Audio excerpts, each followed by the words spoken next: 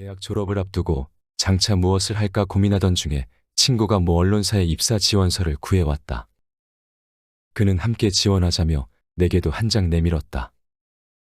잘하면 외국 특파원으로 나갈 수도 있다는 친구의 말이 결정적이었다. 우리는 운이 좋으면 히말라야로 취재를 떠나 성자나 외계인과 인터뷰하는 특종을 터뜨릴 수 있을지 모른다고 농담을 하며 열심히 지원서를 작성했다. 그런 우스갯소리를 한 것은 미래에 대한 불안감을 잊기 위한 나름대로의 전략이었다. 필기 시험은 열흘 뒤였다. 지금도 서울 북악터널 부근에 있는 국민대학교 앞을 지나갈 때면 그때의 일이 떠오른다. 시험장이 그곳이었다. 어떤 과목이든 자신 있다고 큰소리치면서 곰팡내 나는 월세방에서 밤새워 예상 문제집을 풀었다. 드디어 시험일인 일요일.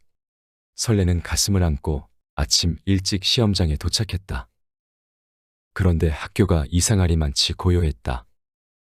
시험 장소를 가리키는 화살표 방향을 따라 강의실로 가니 텅 비어 있었다. 정문으로 다시 가서 물었더니 수위 아저씨가 이상한 눈으로 존 레논처럼 생긴 장발의 청년을 쳐다보며 시험은 오늘이 아니라 어제였다고 했다. 날짜를 착각한 것이다. 망연자실 서 있다가 수위 아저씨의 눈초리가 하도 강렬해 학교 앞 골짜기에 있는 국밥집으로 가서 아침부터 혼자 술을 마셨다. 사회에 편입될 수 없는 천형을 받은 자신을 한탄하며 인생이 첫 구간부터 막혔다는 불길한 생각을 지울 수 없었다. 그날 정릉에서 종로까지 비틀거리며 걸어와 조계사 법당에서 여자인지 남자인지 모르게 긴 머리로 가리고서 부처님께 절하는 척 엎드려 잠이 들며 나는 생각했다. 이것은 다른 인생을 살라는 하나의 계시라고. 세상 속에서 살되 세상에 소속되지는 말자고. 그렇게 시험 날짜를 착각해 외계인과의 인터뷰는 물거품이 되었지만 훗날 히말라야 여행은 농담처럼 현실이 되었다. 만약 우리가 전체 그림을 볼 수 있다면, 전체 이야기를 안다면 지금의 막힌 길이 언젠가는 선물이 되어 돌아오리라는 것을 알게 될까. 그것이 삶의 비밀이라는 것을. 우리의 가슴을 뛰게 하는 것은 지나간 길이 아니라 지금 다가오는 길이다. 한 남자가 큰 회사의 사원직에 지원했다. 면접관이 그에게 사무실 바닥을 청소해 보라고 했다.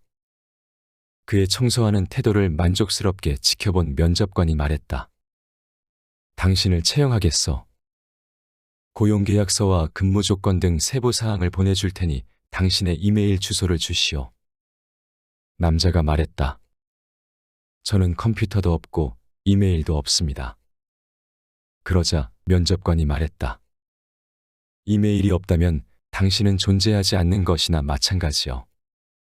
미안하지만 우리 회사는 존재하지 않는 사람을 고용할 순 없소. 남자는 희망을 잃고 그곳을 떠났다. 무엇을 해야 할지 알 수 없었다. 주머니에는 단돈 10달러가 전부였다.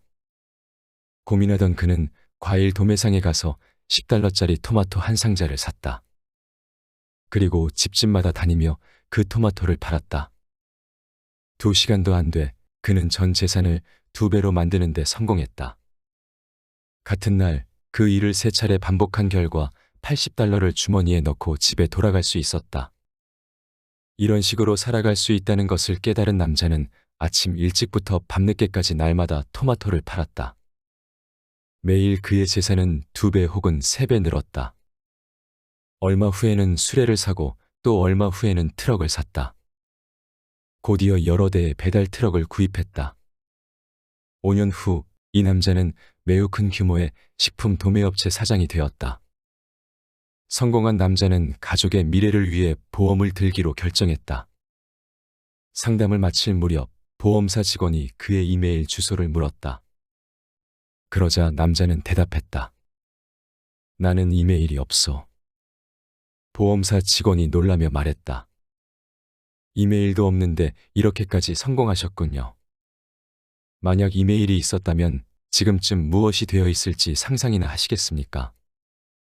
남자는 잠시 생각하더니 대답했다. 아마도 사원으로 일하고 있겠지요. 좋은지 나쁜지 누가 아는가? 삶의 여정에서 막힌 길은 하나의 계시이다.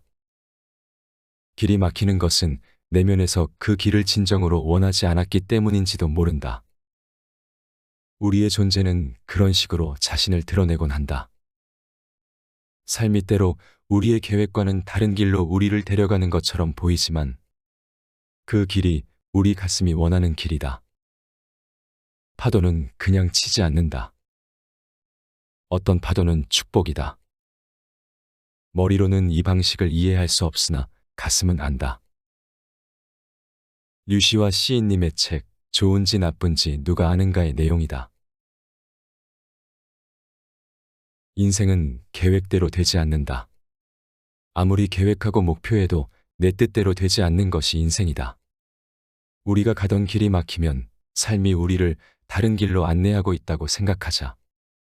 그 다른 길이 예상하지 못한 만남과 기회를 안겨줄 것이다. 처음부터 내가 원하는 길로만 갔더라면 지금 현재의 나는 없다. 인생의 어떤 길도 시간 낭비는 아니다.